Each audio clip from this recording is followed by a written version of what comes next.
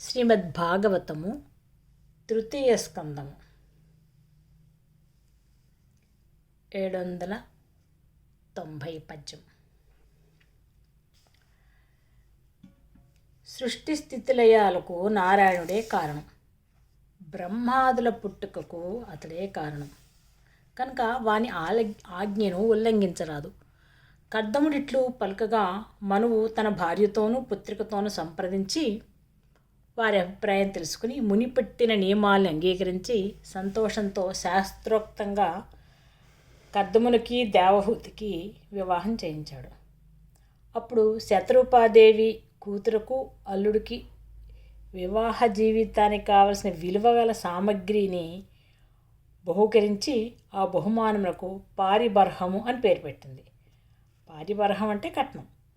ఇట్లు తన వంశాచారాన్ని అనుసరించి పుత్రిక వివాహాన్ని నిర్వర్తించి స్వయంభువుడు మనస్సున దిగులు విడనాడు. కానీ ఇంతలో పుత్రిక ఎడబాటు కలునను ఊహించి చెదిరిన మనస్సు గలవాడై పుత్రికను కౌగలించుకుని గడ్డం పట్టుకొని ముద్దుకొని శిరస్సు నిమిరి కన్నీరు కార్చెను. ఎట్టకేలకు వారి దగ్గర సెలవు తీసుకుని రథం ఎక్కి శతరూపతో విడలిపోయాను. ఇక్కడ సంతానము కలిగిన వెనుక కర్దముడు సన్యసించనని చెప్పడం వల్ల మానవులకు ముఖ్యంగా వివాహము సంతతి దొరికే కానీ కామం కొరకు కాదు అని స్థాపించెను. బ్రహ్మ సృష్టిలో జరిగిన మొట్టమొదటి వివాహం ఇదే. అంతకుముందు వారందరూ బ్రహ్మ దేహం నుండి పుట్టి సంతతికి గర్భధారణము ప్రారంభమైన కథ ఇదే. గృహోపకరణాలను కట్నమిచ్చుట, కూతురి పెండ్లి చేసి దిగులు విడచుట, పుత్రికను భర్త కప్పు చెప్పునడు దుఃఖపడుట మొదలగు సంప్రదాయాలన్నీ మనువు చేత మొట్టమొదటిగా స్థాపించబడ్డాయి.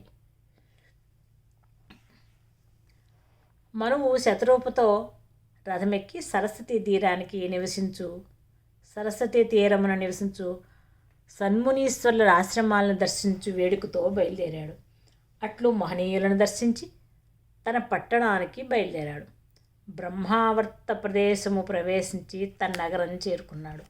మొదట లక్ష్మీపతి యజ్ఞవరాహమూర్తి రూపం ధరించి శరీరాన్ని గట్టిగా ఝాడించాడు.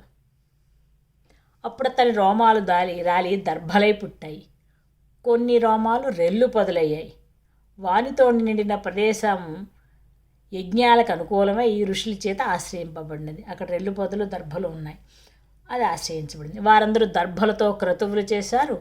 క్రతువులకు విఘ్నాలు కలుగచేయు అసురులను దర్భలతోనే ఖండించి చంపారు. స్వయంభవ మనువు కూడా ఆ దర్భలతోనే విష్ణుపరముగా యజ్ఞం చేసి దుష్టులను ఖండించెను. ఇక్కడ బర్హిస్సులను పదానికి కిరణాలని దర్భలని అర్థం. సూర్యకిరణాలే ఆత్మలుగా దిగివచ్చి పాంచభౌతిక శరీరాలను ధరించి మనువు రాజ్యంలో మానవులొకటి ఇందులో యజ్ఞం. సూర్యకిరణాలు ఆత్మలుగా దిగి వస్తాయి, పాంచభౌతిక శరీరాలను ధరిస్తాయి, మనువు రాజ్యంలో మానవులు అవుతాయి. అదే ఇక్కడ యజ్ఞం. అట్టి సూర్యకిరణాంశమైన ఆత్మయే దేహధారుల మనస్సులను ఇంద్రియాలను ఆశ్రయించిన ఆసుర గుణాలను పోగొడుతుంది. మనస్సులని ఇంద్రియాలను ఆశ్రయించిన సూర్యకిరణాంశమైన ఆత్మ. ఓకే, ఇట్టి పవిత్ర లక్షణం దర్భల యందు ఉంటుంది. రెల్లు పొదల యందును అవి పెరిగిన ప్రదేశములందునూ వ్యక్తమవుతూ ఉంటుంది ఈ పవిత్ర లక్షణం. కనుక దర్భలను పవిత్రమైన శత్రు నాశక సాధనాలుగా మనువు కల్పించి మానవులకి వసగెను.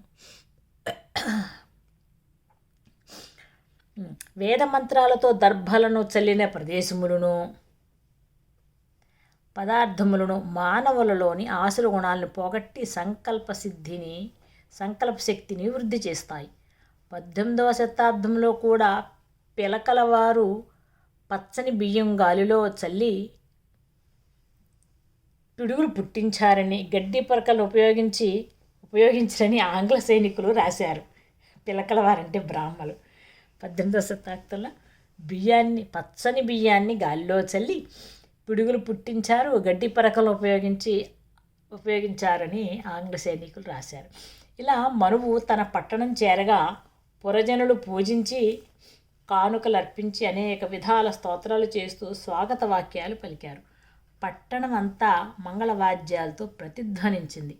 ఇలా తన నగరంలో ప్రవేశించి స్వయంభువ మనువు ప్రజలలో భగవద్భక్తి వృద్ధి చేస్తూ పరిపాలించాడు.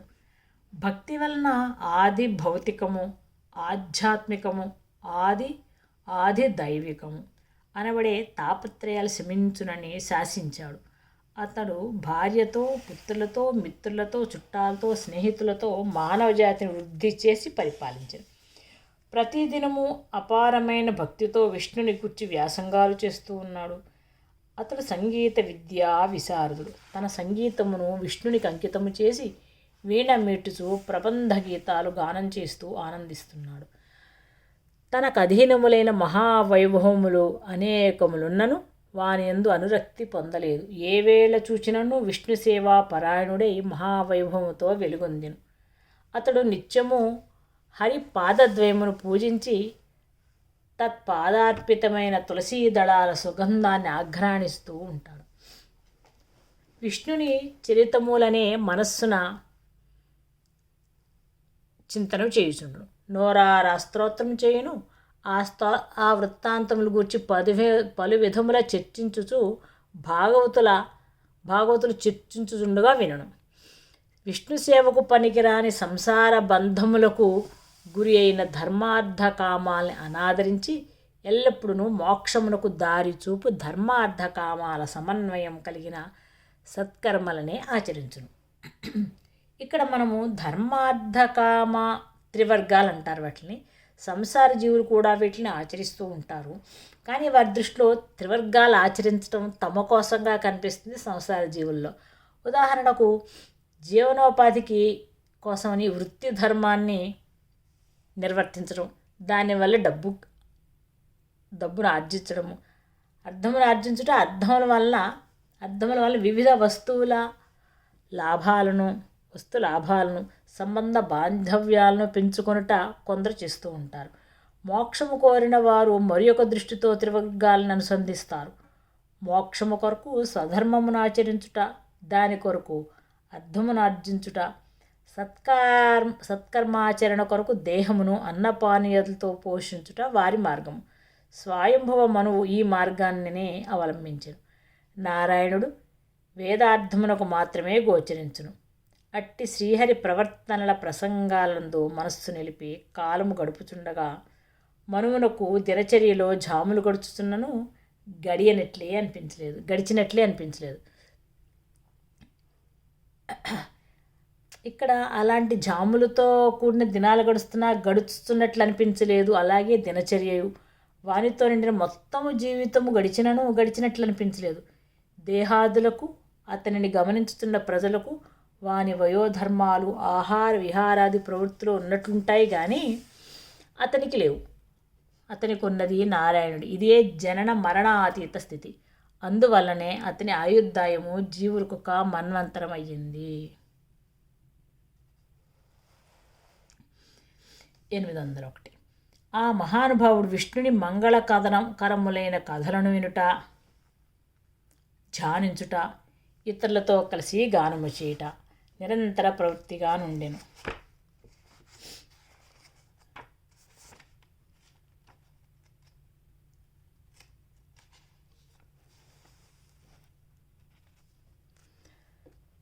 వెండియు నమ్మేటి విష్ణు మంగళ కథ కన్నన జానాను గాననుతులు సలుపుచ స్వప్న జాగ్రత్త శుక్తులు తలగించి పుణ్యతముడు తాను చక్రిదాసుడుగాన శారీర మానస దివ్య మానుష భౌతిక వ్యధలను దగులక సన్మునీంద్రశ్రేణికి తగదనరు వర్ణాశ్రమ ధర్మగతులు. ఆ ప్రవృత్తులు ఇతరులతో కలిసి విష్ణుని మంగళకరములైన కథలను వినుట, ధ్యానించుట, ఇతరులతో కలిసి గానము చేయుట నిరంతర ప్రవృత్తిగా నుండెను. ఆ ప్రవృత్తిలో నిద్ర, మెలకువ కలగాంచుట అనే భేదాలు తొలగిపోయాను. కేవలం తురీయ స్థితి నిలబడెను. తాను చక్రధారికి దాసుడనని నమ్ముకున్నాడు. ఆ ధ్యానంతో శరీరబాధలు, మనోబాధలు సోకకుండా జీవించెను. దివ్యములు మానుషములు భౌతికములు అను బాధలు స్పృశింపకుండా జీవించెను. దివ్యం ఏమిటి, మానుష్యం ఏంటి, భౌతికం ఏంటి, ఏమీ స్పృశించలేదుట. సన్మునీంద్రుల సమూహములను సేవించు వారికి వర్ణాశ్రమ ధర్మముల గతులు తప్పకుండా నడిపించి పరిపాలించెను. సర్వజీవులకును హితము కలుగున్నట్లుగా ప్రవర్తించుచు 71 మహాయుగముల కాలము మనము పరిపాలించెను. 71 మహాయుగములు ఒక మన్వంతరం, అంటే మనువు జీవితకాలం. అందు సకల జీవరాశులందు బుద్ధిస్వరూపుడై మనువు వర్తించును. ఆ బుద్ధి ఎందు ఉపాధులుగా జనన మరణాలు పొందుతున్న జీవుల దేహాలే అతని జన్మ వృత్తాంతాలు. అతడు వానిలో చిక్కడు కనుక జీవులకు మాత్రమే జనన మరణాలు ఉండును, అతనికి ఉండవు. శారీర బాధలనగా జననము, వ్యాధి, ముసలితనము, మృత్యువు. మానస బాధలనగా ఈర్ష్య, అసూయలు, రుణాది బాధలు, వివిధ చింతలు. దివ్య వ్యధలు అంటే పూర్వకర్మను బట్టి విఘ్నాలు మొదలగినవి కలుగుట. మానుష వ్యధలనగా ఇతర నరుల వలన బాధలు. భౌతిక వ్యధలనగా పంచభూతాల వలన బాధలు. భూకంపాలు, తుఫాను, అతివృష్టి, అనావృష్టి, అగ్నిపర్వతాలు పేలడం, వరదలు, సముద్రం పొంగుట మొదలైనవి. మానుష వ్యధలు, భౌతిక వ్యధలు, దివ్య వ్యధలు అంటే ముందు జన్మ నుంచి తోసుకొచ్చేవి దివ్య వ్యధలు. ఇతర నరుల వల్ల బాధలేమో మానుషమే. భౌతిక వ్యధలు అంటే భూకంపాలు, తుఫాన్లు అని. ఈ విధంగా విదురునకు మైత్రేయుడు పవిత్రమైన స్వయంభవమను చరిత్రాన్ని వినిపించాడు. అటుపైన కర్దమ ప్రజాపతి కథ వినిపిస్తానని సంతోషంతో ఇట్లా అంటున్నాడు.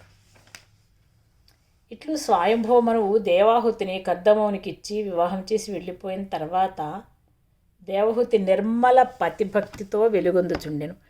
భర్తయే తనకు దిక్కుగా నమ్మి పార్వతీదేవి పరమేశ్వరుని అర్చించినట్లు కర్దముని అర్చించెను. అతని మనస్సెరిగి వర్తిస్తూ నానాటికి శ్రద్ధ, భక్తి, ప్రేమ రెట్టింపు కాగా శుశ్రూష చేయుచుండెను. శీల సంపదతో కూడిన మహా తేజస్సు కలిగి కామము, క్రోధము, దంభము, లోహము మొదలకు గుణములు లేని జీవితము గడిపెను. అట్లని తన శరీర సౌందర్యమును గూర్చి అశ్రద్ధ వహింపలేదు. భర్తకు అది కూడా సంతోషదాయకమే కదా. భర్త సేవలో మునిగి మలిన స్వరూపంతో జీవించిన ప్రయోజనమేమి? భర్త సంతోషం కోసం శరీరం పరిశుద్ధముగా నిలిపి మెలిగెను. చతురత, ప్రేమ, చనువు కలిగి భర్తతో కూడి ప్రవర్తించుచు భర్తనే దైవముగా ధ్యానించుచుండెను. అతనితో మృదువుగాను మధురముగాను మాట్లాడు పద్ధతి యందు ఏమరుపాటు లేక వర్తించెను. దైవయోగమునైనను తప్పింపగల సమర్థుడైన కర్దముడు తన సేవలో శ్రమపడుచు చిక్కిన దేహము గల దేవహూతిని చూచి జాలిపడెను. ఆమెను కరుణార్ద్ర దృష్టితో చూచి ఒకనాడు మధుర భాషణములతో ఇట్లనెను. ఇక్కడ దైవయోగం అంటే దేవుడు కల్పించే యోగం అనే అర్థం కాదు. పూర్వకర్మ ఫల పరిపాకాన్ని దైవం అంటారు. దాన్ని కూడా తప్పింపగల సమర్థుడు కర్దముడు. కర్దముని పూర్వకర్మ కేవలం సృష్టికర్మయే. అతడు భౌతిక సృష్టిలో ప్రథమ మానవుడు. దేవహూతియే భౌతిక శరీరము ధరించిన మొదటి స్త్రీ. కర్దముడు ప్రథమ మానవుడు, ఈమె దేవహూతి మొదటి స్త్రీ. కనుక వీరి పూర్వకర్మ సృష్టికర్మయే కానీ వ్యక్తిగత కర్మబంధం వీరికి ఉండదు. ఇంకా దేవహూతి మనువు కూతురు. మనువు బుద్ధిమయ శరీరం కలవాడే కానీ భౌతిక శరీరం కలవాడు కాదు. అతడు మొత్తము మన్వంతరం అంటే 71 మహాయుగాలు నరజాతికి బుద్ధిగా అంతర్యామిత్వం వహించును. దేహధారులైన భౌతిక మానవులు ఏ విధంగా ప్రవర్తించినచో పాంచభౌతిక ద్రవ్యము యొక్క ప్రకృతి ఎందు చిక్కుకొనుకుంటారో దానిని దర్శించి సాధించి ఉపదేశించాను. అందు గృహస్థ ధర్మాలు కూడా చెప్పబడ్డాయి. వారిని అనుసరించి దేవహూతి కర్దముని ఆరాధించెను. కర్దముడు కూడా దానిని అనుసరించి భార్యను సుఖపెట్టవలను. కానీ దాంపత్య ధర్మం ఇరువురికి కొత్తే. కానీ కర్దముడు దైవయోగము మొత్తమును దర్శింపగలిగాను. అందు చిన్న వ్యత్యాసములు కలిగినను సరిదిద్దగల దర్శన జ్ఞానము కలవాడు. యోగాభ్యాసము, యోగ జీవితము, దైవయోగము అని యోగ విద్య 3 విభాగాలు. అందు మొదటిది వ్యక్తిచే అభ్యసింపదగినది మాత్రమే యోగాభ్యాసం. ఇందు కర్మయోగము, జ్ఞానయోగము, భౌతిక దేహ శిక్షణము, ప్రాణగతులను సక్రమము చేయుట, క్షేత్రజ్ఞ విభాగ యోగము మున్నగు సాధన మార్గాలు ఇమిడి ఉన్నాయి ఆ యోగాభ్యాసంలో. ఇక రెండవది యోగ జీవితము దీనికి పరమావధి. ఇతరులతో ఎలాంటి సంబంధాలు కలిగి ఉండాలో అది ఇచ్చట సాధింపబడును. ఇందులో సాంఖ్యయోగము, జ్ఞాన విజ్ఞాన యోగము, అక్షర పరబ్రహ్మ యోగం ముఖ్యంగా అభ్యసించబడుతుంది. దానితో విశ్వరూప సందర్శన యోగం సిద్ధిస్తుంది. విశ్వమనబడే దేవుని స్వరూపం దర్శించబడుతుంది. అటుపైన దర్శించదగినది దైవయోగం. ఇది వ్యక్తిగత సాధనకు సంబంధించినది కాదు. సకలమును సమర్పణ బుద్ధితో ఆహుతి చేసి విరజము అనబడు సన్యాసయోగమున నిలిచి కేవలము సాక్షిగా దర్శింపవలసిన స్థితి. లోకమున మంచి చెడ్డలతో సంబంధం ఉండదు. వానిని తన సత్కర్మలు సరిచేస్తూ ఉంటాయి. లోకంలో మంచి చెడ్డలు తన సత్కర్మలు సరిచేస్తూ ఉంటాయి. అవి తన అస్తిత్వానికి సంబంధించినవి కాకయే నడిచిపోతూ ఉంటాయి. ఉదాహరణకు ముఖ్యమైన విషయాలు కొనుచు దురద పెట్టినప్పుడు గోక్కుంటూ ఉంటాము. అప్పుడు స్పర్శేంద్రియానికి, చేతికి, మనస్సునకు సంబంధించిన కర్మలు అప్రయత్నంగా జరుగుతూ ఉంటాయి. చేతికి మనస్సుకు సంబంధించిన కర్మలు మనకు ఆ కర్మలతో ప్రసక్తి లేకయే అస్తిత్వం నడుస్తుంది. పనులు జరుగుతూ ఉంటాయి కానీ మనం చేస్తూ ఉండము. అట్టి స్థితిలో జీవుడు దైవముతో యోగము చెంది ఉంటాడు. అప్పుడు సిద్ధించినవి భక్తి యోగం, పురుషోత్తమ ప్రాప్తి యోగం. ఇందు వ్యక్తి సాధించినది ఏమీ లేదు. వ్యక్తి వ్యాపించినది, దర్శించినది, దర్శింపబడిన వస్తువుగా మారినది ఉండును. అట్టి స్థితిలో దేహము, మనస్సు అడ్డు రాకుండా ఉండాలి. అట్టి సమగ్ర యోగాన్ని దర్శించి అటుపైన భౌతిక దేహంలోకి దిగినవాడు కనుక కర్దమ ప్రజాపతి దైవయోగమునకు గల విఘ్నములు కూడా తొలగింపగల సమర్థుడు.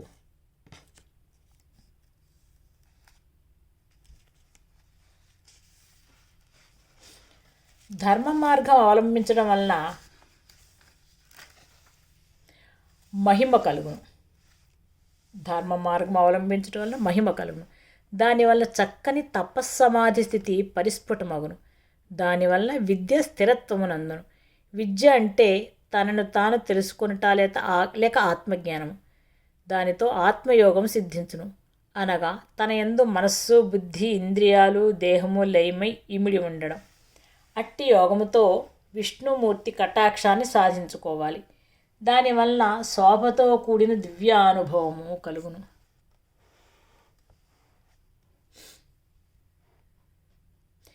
దానివల్ల సకల శుభాలు జీవితానికి పందిరిగా నిలబడును. నా సేవయందు నిశ్చలత్వము చెందిన దానము నీవు కనుక నీకు ఈ సమస్త శుభస్థితులను కలిగిస్తాను. ఇంకనూ వారింపరాని దివ్య దృష్టి ప్రసాదిస్తాను అన్నాడు కర్దముడు. ఆ దివ్య దృష్టి వలన నీకు సర్వము గోచరించును. చూడుము, ఇక తుచ్చములైన భోగములు లభించనని చెప్పాలా? అవి ఇతరాలు. భగవంతుని కన్నా వేరుగా చూడబడిన భోగాలు తుచ్చములు. ఇట్టి సామాన్య సంపదలు ఎన్ని అయినను ఆ విష్ణుని కనుబొమ్మ కదలిక ఎందు పుట్టి నశిస్తూ ఉంటాయి. సాటి లేని రాజ్యం లభించటం వలన దర్పము చెందువారు పాప ప్రవర్తనలు. వారికి కన్ను పొరగ్రమ్మి జ్ఞానం చీకటైపోతుంది.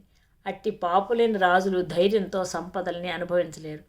వారికి అందరాని దివ్యభోగాలు నీ పాతివృత్య నిష్ట వలన నీకు లభించాయి. సమబుద్ధి కలిగి ఆ సుఖాన్ని నిశ్చింతగా అనుభవించు. నీకు కార్యసిద్ధి కూడా కలుగుతుంది. బ్రహ్మ సృష్టిని అభివృద్ధిపరచినట్టి సంతత కలుగుతుందని అర్థం. ఇలా పలికిన యోగమాయ విచక్షణుడు, ఈశత్వం పొందినవాడు అగు కర్దముని చూచి దేవహూతి దిగులు లేని మనసుతో శిరస్సు వంచి లజ్జయు వినయము ప్రేమ నిండుట వలన తొట్టుపడుచున్న పలుకులచో ఇట్ల నేను.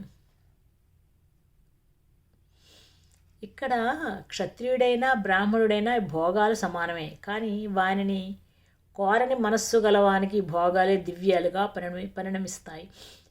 అవి కోరిన వారి భోగాల కన్నా 100 రెట్లు ఆనందాన్ని కూర్చుని వేదం చెప్తోంది. మనం కోరుకుంటే అంతవరకే, కానీ కోరిన వారికన్నా భోగాలు ఇంకా కోరకుండా ఉన్న వాళ్ళకి ఇంకా వస్తాయి. ఈ భోగములందు కామముచే దెబ్బ తిననివాడే బ్రాహ్మడు అని వేదం చెప్తోంది. అట్టి స్థితి దేవహూతికి సిద్ధించునని కర్దముడు వరప్రదానం చేస్తున్నాడు. ఇప్పుడు దేవహూతి ఇట్లా అంటోంది తొట్టుపడుతూ, అడ్డులేని యోగమాయకు నీవు స్వామిత్వం వహించుచున్న సమర్థుడవు స్వామి. నీ యందు ఈ సాటిలేని దివ్యభోగములు నాకు కలుగుట సత్యమని ఎరుగుదును. నీతో నాకు సాంగత్యము కలిగిన మాత్రముననే ఇవన్నీ సిద్ధించాయి. అయినను నీవొక కట్టుబాటు చేసితివి. నాకు సంతానము కలుగు వరకే శరీరముతో సంబంధమని చెప్పితివి. ఆ మాటను స్మరించి నాకు నీ శరీర సంగమును దయచేసి మన్నింపుము.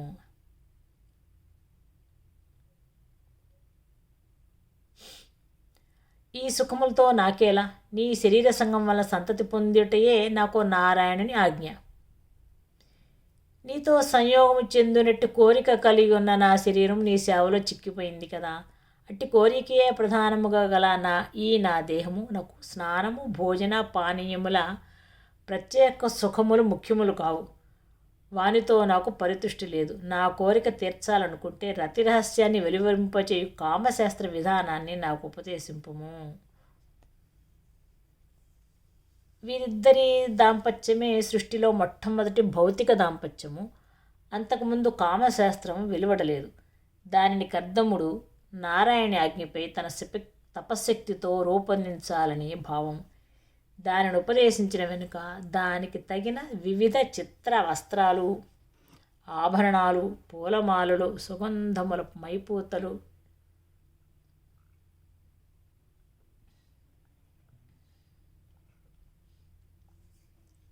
సుఖించు భవనాలు, విహరించు తోటలు సార్థకమవుతాయి. వానిని నీ సామర్థ్యం కల్పించి నన్ను దయచూడుము అని దేవహూతి పలుకగా కర్దముడు తన యోగమాయచే అన్నీ కల్పించెను.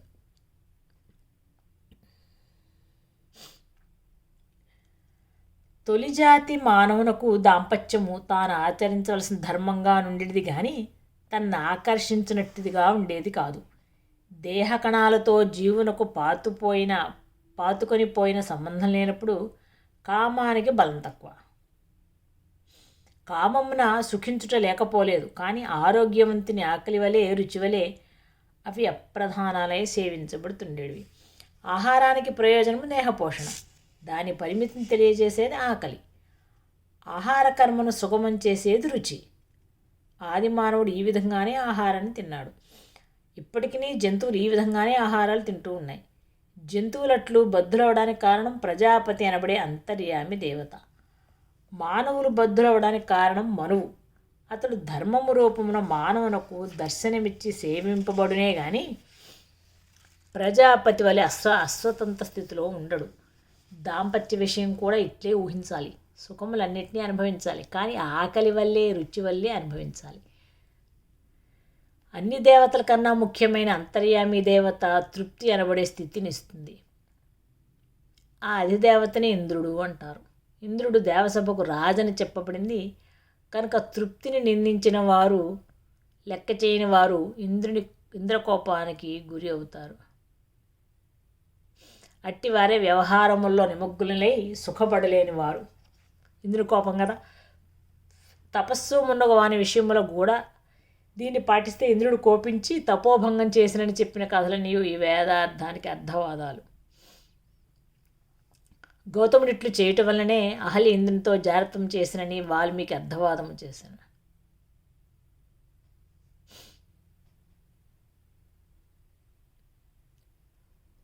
అందు స్త్రీని తప్పుపట్టకు వీలు లేదనియు, పురుషుడు గృహస్థాశ్రమం అంగీకరించిన వెనుక గృహస్థ ధర్మముగా భార్య తృప్తిని పాటించాలనియో చెప్పటానికే రామపాద స్పర్శ అహల్యకు విమోచనంగా చెప్పబడింది.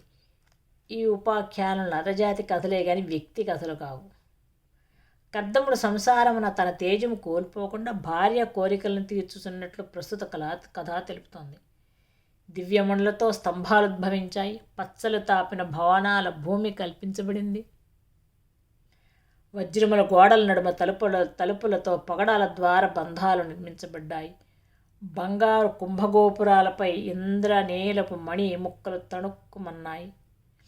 పద్మరాగపు వసారాల యందు వైఢూర్యాలు తాపిన మంజూరులు ఏర్పడాయి.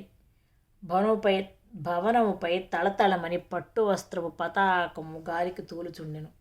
మనోహర ఝంకారాలు చేయుచున్న తేనెటీగలాశ్రయించిన పుష్పాలతో కూడిన ఉపవనాలు, ఆ పుష్పముల మాలికలు సంసిద్ధపరపబడెను.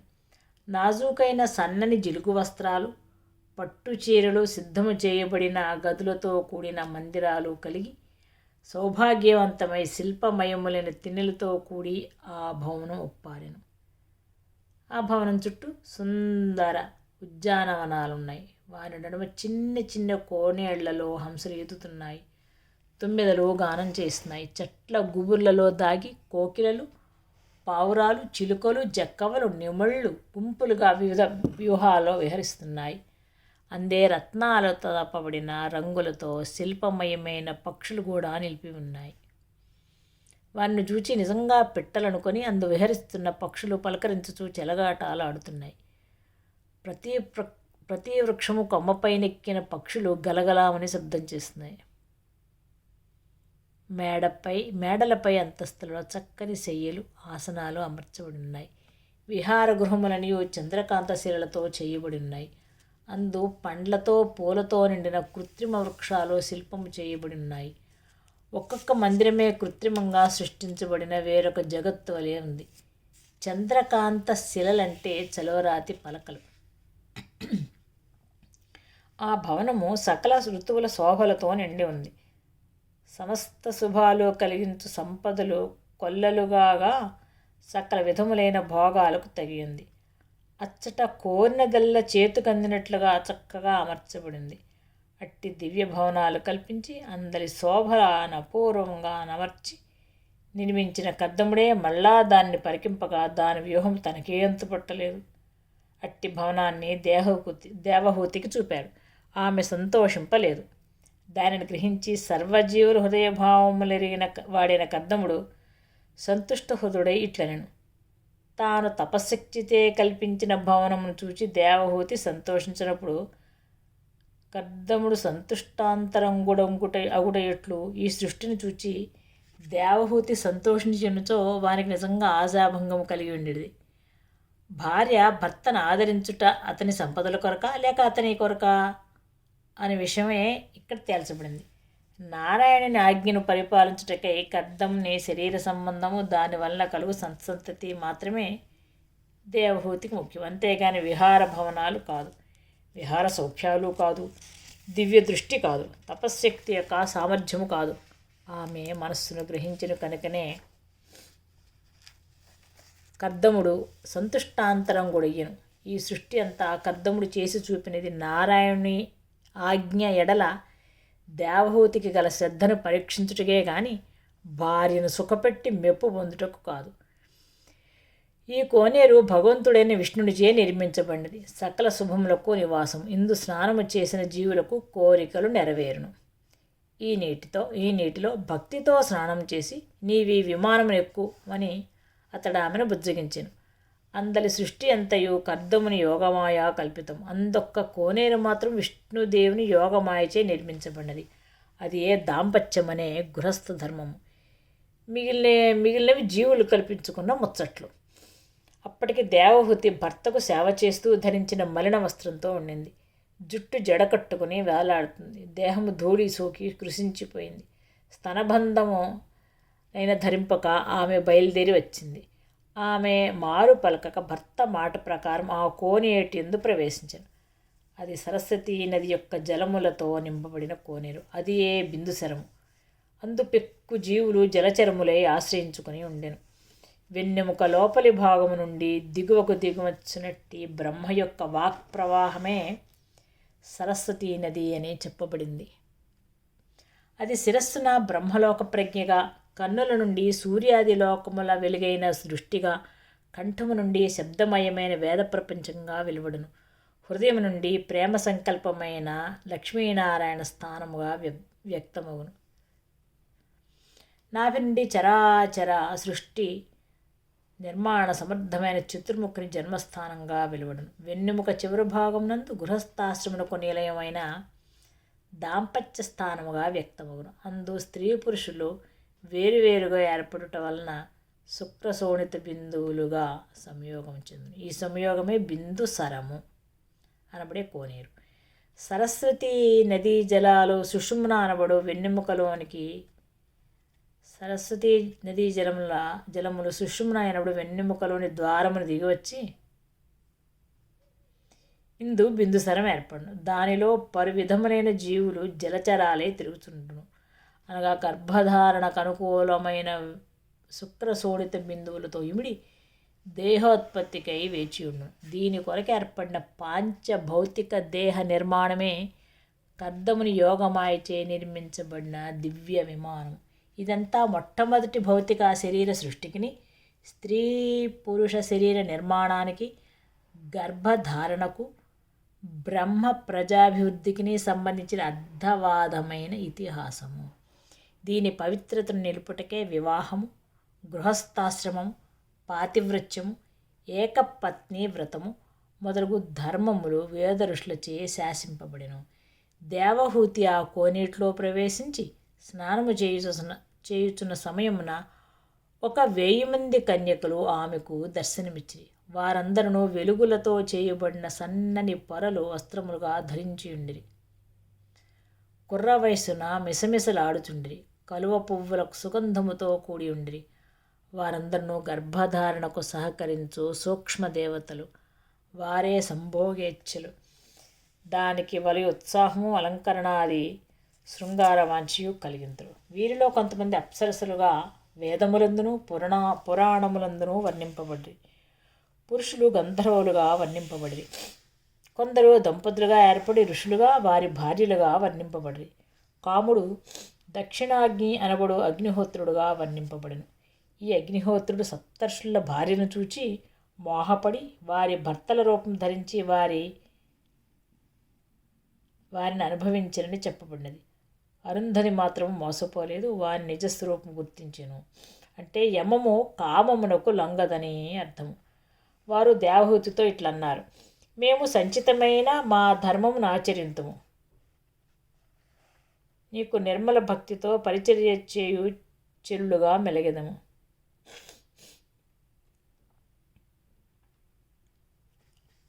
అని పలికి వారు ఆమెను సమీపించి నలుగులు పెట్టి తలంటు పోసిరి. మంచి గంధము, కర్పూరం పొడి కలిపిన సువాసనన్నిటిని కలసములతో తెచ్చి జలకమాడించిరి. తెల్లని వస్త్రములతో తడియొత్తిరి. శరీరమంతయు సుగంధ ధూపితము చేసిరి. కస్తూరి దేహానికి పూసిరి. చక్కని నాదాలు చేస్తున్న మంజీరాలు, చిరుగంటలు, మేకలు శృంగారింపజేసిరి. రవ్వల దుద్దులు, ఉంగరాలు, గాజులు మొదలు వెలలేని భూషణాలను సారిపెట్టిరి. షడ్రసోపితమైన వివిధాన్న భోజనాలు పెట్టి సంతృప్తి పరచిరి. బంగారు పాత్రతో కర్పూర హారతులిచ్చి చక్కని ఆసనమున కూర్చుండిపెట్టి అద్దము చేతికిచ్చిరి. అందు ప్రతిబింబించిన తన దేహమును చూసుకుని దేవహూతి తన మనస్సున కర్దముని స్మరించెను. ఇందు వర్ణింపబడినవి గర్భధారణకు పూర్వరంగముగా శృంగారాది దేవతలు మనస్సునకు కల్పించు ముచ్చటలు. అద్దమంటే భౌతిక దేహముగా పంచభూతాదులు ప్రతిబింబించుట. దేవహూతి అనగా దేవతలను ఆహ్వానించు కేక. తన శరీరమును ప్రతిబింబమున చూసుకుని భర్తను స్మరించుట అంటే భర్త నుండి పుత్రుడను పేర గర్భధారణము జరుగుటకు అనుకూలపడుట. తానే పుత్రుడను పేర పుట్టును అనియు తన నీడ జలములలో చూచుకున్నట్లు తండ్రి పుత్రుని చూచును అని వేదాలు చెప్తున్నాయి.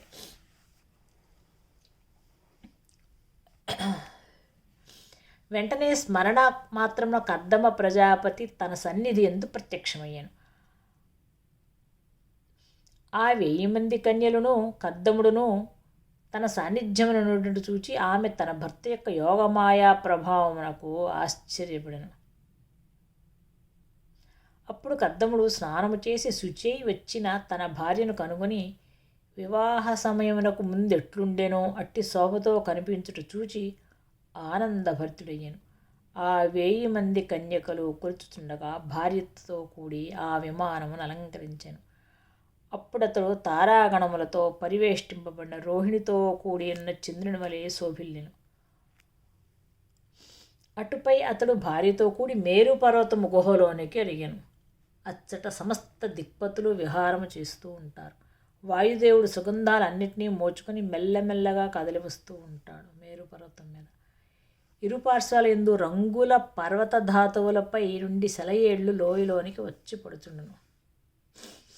అందుండి నీటి తుంపర్లు పొగమంచు వలె లేచి వాతావరణాన్ని చల్లగా నుంచును.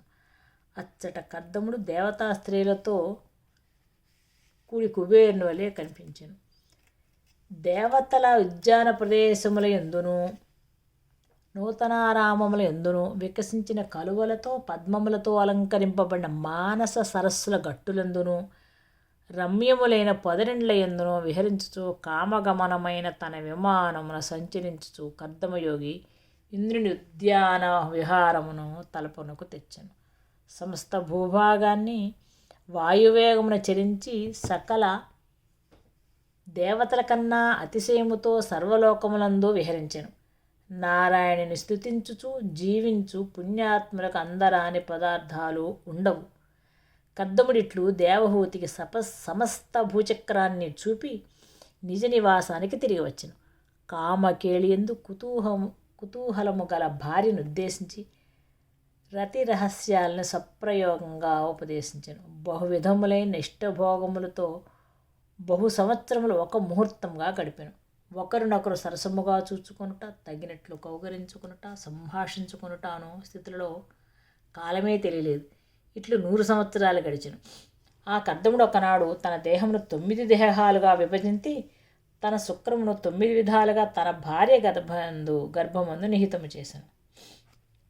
అవి భూమి, జలము, అగ్ని, వాయువు, ఆకాశము, మనస్సు, బుద్ధి, అహంకారము, పరాప్రకృతి అనబడు దేహము ధరించుటకు కావలసిన 9 ప్రకృతులు. ఇన్నిటితో దేహం ఏర్పడును. కనుక శుక్రమున 9 విధములైన గర్భోత్పాదన శక్తులు ఇమిడి ఉండును. ఇవి కాక 10వ వాడు జీవుడు. దేహమున ఇతడొక్కడే పురుషుడు. మిగిలిన వారు 9 స్త్రీలు. కనుకనే కర్దమునకు 9 మంది పుత్రికలు ఒక పుత్రుడు పుడతారు. అది కారణంగా దేవహూతి 9 మంది పుత్రికలను కని మనస్సున సంతోషించాను. అటుపైన కర్దముడు సన్నిసింపబోయాను. దేవహూతి మనస్సున బాధపడి దుఃఖించెను.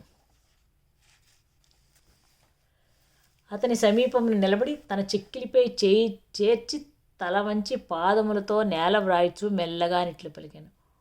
ఓ మహానుభావ, సంతానము కలుగు వరకు నాతో కూడి ఉందని పలికితివి. మంచిదే కానీ నాకు కూతుండ్రను మాత్రం ఇచ్చితివి.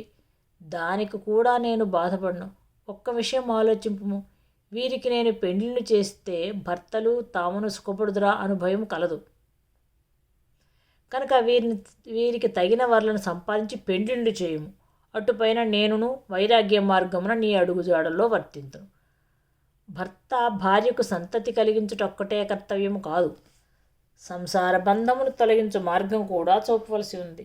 దానికి గల విఘ్నాలను తొలగించి నాకు తత్వ సంహితను ఉపదేశించి తెలివి కలిగించు సామర్థ్యము నీకుంది. నీతో సాంగత్యం చేశానే కానీ నీ సామర్థ్యం వినియోగించుకొను అవకాశం లేక ఇంతకాలము మోహంలో వయస్సు గడిచిపోయింది.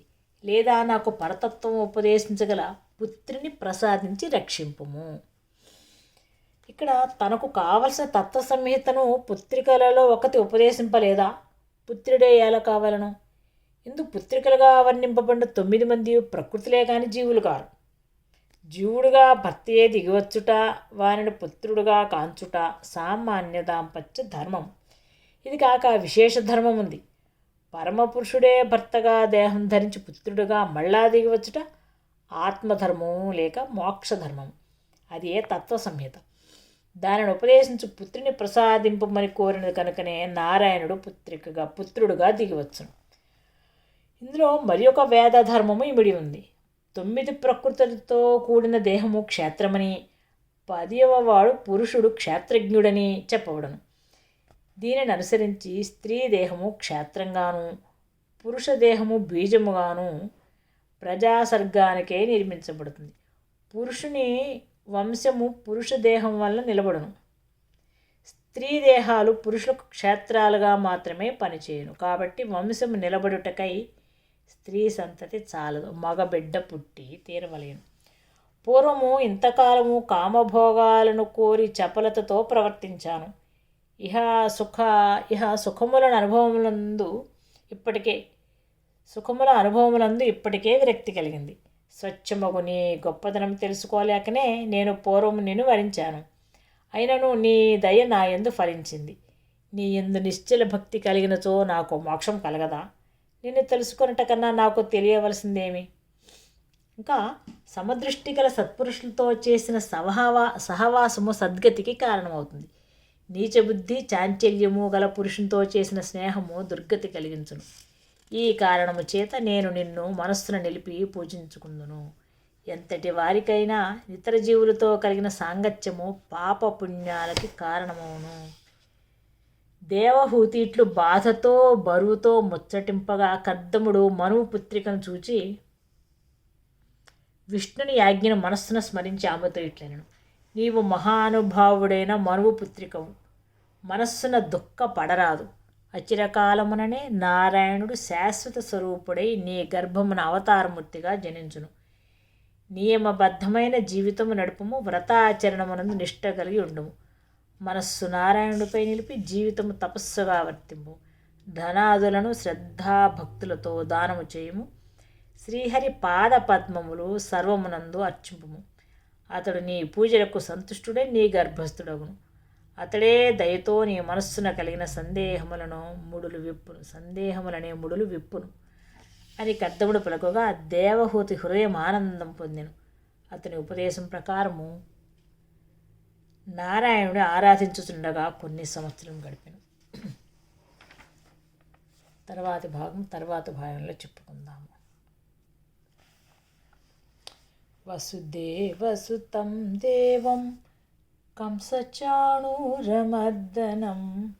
దేవకీ పరమానందం కృష్ణం వందే జగద్గురుం.